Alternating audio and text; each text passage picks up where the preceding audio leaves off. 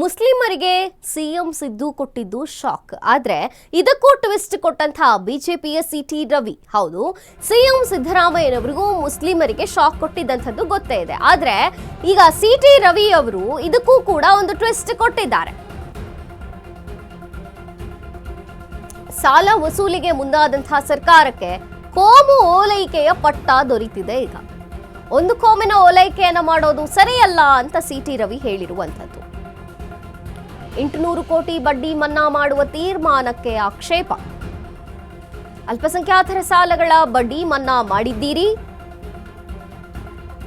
ಅದೇ ರೀತಿ ಎಲ್ಲಾ ನಿಗಮಗಳಲ್ಲಿ ಬಡ್ಡಿ ಮನ್ನಾ ಮಾಡಿಲ್ಲವೇಕೆ? ಯಾಕೆ ಮಾಡಿಲ್ಲ? ಒಬ್ರಿಗೊಂದು ನ್ಯಾಯ, ಇನ್ನೊಬ್ರಿಗೊಂದು ನ್ಯಾಯನ? ಒಂದು ಕೋವನ್ನ ಓಲೈಸೋದು ನಿಮ್ಮ ಜಾತ್ಯತೀತತೆಯೇ ಅಂತ ಸಿಟಿ ರವಿ ಪ್ರಶ್ನೆಯನ್ನ ಮಾಡಿರುವಂಥದ್ದು. ಉಳಿದ ನಿಗಮಗಳಲ್ಲೂ ಕೂಡ ಬಡ್ಡಿ ಮನ್ನಾ ಮಾಡದಿದ್ರೆ ಒಪ್ಪಬಹುದಿತ್ತು, ಆದ್ರೆ ಒಂದು ಕೋವನ್ನ ಓಲೈಕೆ ಮಾಡೋ ಹೆಸರಿನಲ್ಲಿ ತಾರತಮ್ಯ ಸರಿಯಲ್ಲ ಅಂತ ಈಗ ಸಿಟಿ ರವಿ ಹೇಳಿರುವಂಥದ್ದು.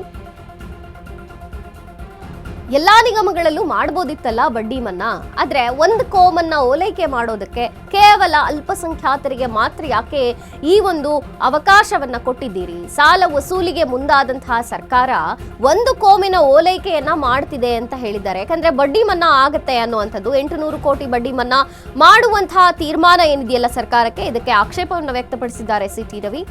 ಅಲ್ಪಸಂಖ್ಯಾತರ ಸಾಲಗಳ ಬಡ್ಡಿ ಮನ್ನಾ ಮಾಡಿದ್ದೀರಿ, ಅದೇ ರೀತಿ ಎಲ್ಲಾ ನಿಗಮಗಳಲ್ಲಿ ಮಾಡಬಹುದಿತ್ತಲ್ಲ, ಯಾಕೆ ಮಾಡಿಲ್ಲ?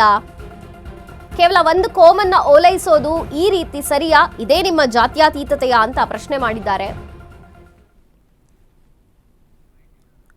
ಮುಸ್ಲಿಮರಿಗೆ ಸರ್ಕಾರ ಶಾಕ್ ಕೊಟ್ಟಿತ್ತು. ಒನ್ ಟೈಮ್ ಸೆಟಲ್ಮೆಂಟ್ ಮಾಡಿಬಿಡಿ, ಪೇಮೆಂಟ್ ಎಲ್ಲ ಕಟ್ಟಿಬಿಡಿ ಸಾಲ, ಅದಾದ ಮೇಲೆ ನಿಮಗೆ ಬಡ್ಡಿ ಮನ್ನಾ ಮಾಡಿಬಿಡ್ತೀವಿ ಅಂತ ಹೇಳಿತ್ತು. ಆದರೆ ಈಗ ಅದಕ್ಕೆ ಬೇರೆ ಬಣ್ಣವನ್ನೇ, ಬೇರೆ ಒಂದು ದೃಷ್ಟಿಕೋನದಿಂದಲೇ ಈಗ ಸಿಟಿ ರವಿ ಮಾತನಾಡಿರುವಂಥದ್ದು.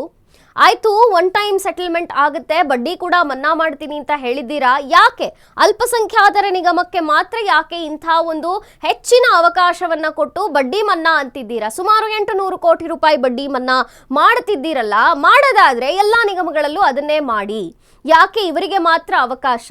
ಒಂದು ಕೋಮನ್ನ ಓಲೈಸೋದೇ ನಿಮ್ಮ ಜಾತ್ಯತೀತತೆಯ ಅಂತ ಪ್ರಶ್ನೆ ಮಾಡಿದ್ದಾರೆ. ಒಂದು ಕೋಮನ್ನ ನೀವು ಓಲೈಸೋದಕ್ಕೆ, ಅಂದ್ರೆ ಒಂದು ಸಮುದಾಯವನ್ನು ಅಥವಾ ಒಂದು ಗುಂಪನ್ನ ನೀವು ಓಲೈಸೋದಕ್ಕೋಸ್ಕರ ಈ ರೀತಿ ತಾರತಮ್ಯ ಮಾಡ್ತಿದ್ದೀರಾ ಅಂತ ಹೇಳಿರುವಂಥದ್ದು. ಈಗ ಒಂದ್ ರೀತಿ ನೋಡೋದಾದ್ರೆ ಮುಸ್ಲಿಮರಿಗೂ ಕೂಡ ಶಾಕ್ ಸಿಕ್ಕಂಗಾಗಿದೆ. ಇಲ್ಲ, ನಮ್ಮ ಸಾಲ ಮರುಪಾವತಿಯನ್ನ ಸರ್ಕಾರ ಕೇಳೋದೇ ಇಲ್ಲ, ಬಡ್ಡಿ ಮಾತಂತೂ ದೂರ ಉಳಿತು ಅಂತ ಒಂದು ರೀತಿ ನೆಮ್ಮದಿಯಾಗಿ ಇದ್ರು ಅಲ್ಪಸಂಖ್ಯಾತರ ನಿಗಮದಿಂದ ಸಾಲವನ್ನ ಪಡೆದಂತಹ ಜನ. ಆದ್ರೆ ಸರ್ಕಾರ ಕೂಡ ಶಾಕ್ ಕೊಡ್ತು. ಇಲ್ಲ, ನೀವು ಏನು ಸಾಲವನ್ನ ತೆಗೆದುಕೊಂಡಿದ್ದೀರಾ 2013ರಿಂದ 2018ರವರೆಗೆ ಯಾವ ಯಾವ ಸಾಲಗಳನ್ನ ತೆಗೆದುಕೊಂಡಿದ್ದೀರಾ ಅದನ್ನೆಲ್ಲ ಸೆಟಲ್ಮೆಂಟ್ ಮಾಡಲೇಬೇಕು ಅಂತ ಸರ್ಕಾರ ಹೇಳಿತು. ಅದಾದ ಮೇಲೆ ಒನ್ ಟೈಮ್ ಸೆಟಲ್ ಮಾಡಿಬಿಡಿ, ನಿಮಗೆ ಬಡ್ಡಿ ಇರೋದಿಲ್ಲ ಅಂತ ಕೂಡ ಸರ್ಕಾರ ಆಫರ್ ಕೊಡ್ತು. ಈಗ ಅದೇ ವಿಚಾರವಾಗಿ ಸಿಟಿ ರವಿ ಈ ಆಫರ್ ಯಾಕೆ ಅಲ್ಪಸಂಖ್ಯಾತರ ನಿಗಮಕ್ಕೆ ಮಾತ್ರ?